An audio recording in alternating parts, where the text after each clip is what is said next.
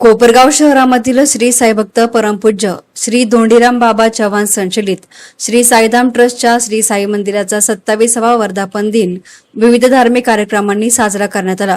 या निमित्ताने पहाटे 5 वाजता साईबाबांच्या मूर्तीस अभिषेक, काकड आरती आणि सकाळी 7:30 वाजता सत्यनारायण महापूजा, 9 ते 11 भोपाळ येथील प्रसिद्ध गायक सुमितभाई पौंडा यांचे संगीतमय साई कथा, 11 ते 12 साईंची पालखी सोहळा, 12 वाजता माध्यान्ह आरती, त्यानंतर महाप्रसाद, दिवसभर विविध राज्यांमधून आलेल्या साईभक्तांची भक्तिगीते, धूप आरती, शेजारतीने वर्धापन दिन सोहळ्याची सांगता करण्यात आली। या वर्धापन दिनासाठी महाराष्ट्रामधील विविध जिल्ह्यातून आणि सहारणपूर, मेरठ, दिल्ली, हरियाणा, पंजाब, इंदोर, भोपाळ, राजस्थान, ओरिसा आदींसह विविध राज्यांमधून साईभक्तांनी हजेरी लावली होती। या प्रसंगी मेरठ येथील साईभक्त धनीरामजी साई, रेखा साई यांनी बाबांच्या पालखीसाठी आकर्षक छबी आणि सहारणपूर येथील साईभक्त जयमाला यांनी साईंच्या मूर्तीस आकर्षक वस्त्र अर्पण केलेत। या प्रसंगी विविध राज्यातून आलेल्या साईभक्तांनी बाबांचे आपले आलेले अनुभव व्यक्त केले। ओम साई राम, चौहान बाबा की जय। मेरा नाम राहुल वशिष्ठ है, मैं गुड़गांव से आया हूँ। मैं चौहान बाबा के यहाँ सन 2009 या 10 से आ रहा हूँ। जब मैं पहली बार आया था तब मेरे साथ 3-4 लोग थे, जिसमें मेरी पहली धर्मपत्नी भी थी। उस टाइम हमारी शादी नहीं हुई थी और मैं कुंडलियाँ मिलवा रहा था पंडितों से। तब चौहान बाबा ने मेरी शक्ल देख के बोला कि तू कुंडलियाँ मत मिलवा और तुझे शादी करनी इस लड़की के साथ। मैं पहली बार मिला था और उन्हें पता था कि मैं कुंडलियाँ मिलवा रहा हूँ। उनकी बात मान के मैंने शादी कर ली। उसके बाद मैं उनके साथ वापस नहीं मिल पाया।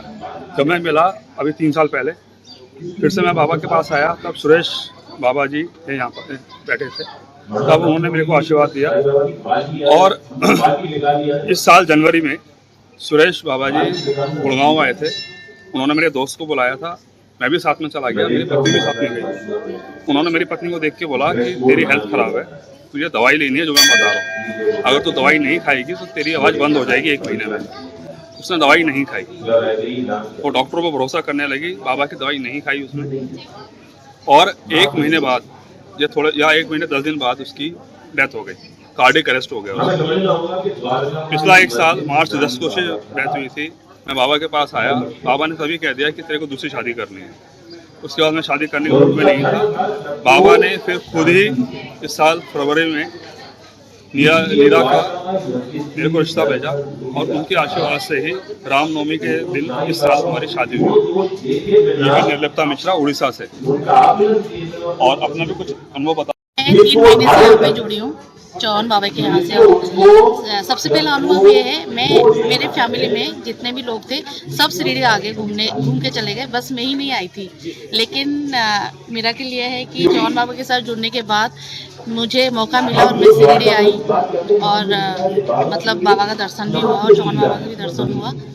और चौहान बाबा ने मुझे ये भी बोला था कि तू चिंता मत कर, तेरा जो वेट है वो ऑटोमेटिक लॉस होगा और वो ऑटोमेटिक मेरा लॉस ही हो रहा है, मुझे कुछ करने की जरूरत ही नहीं है।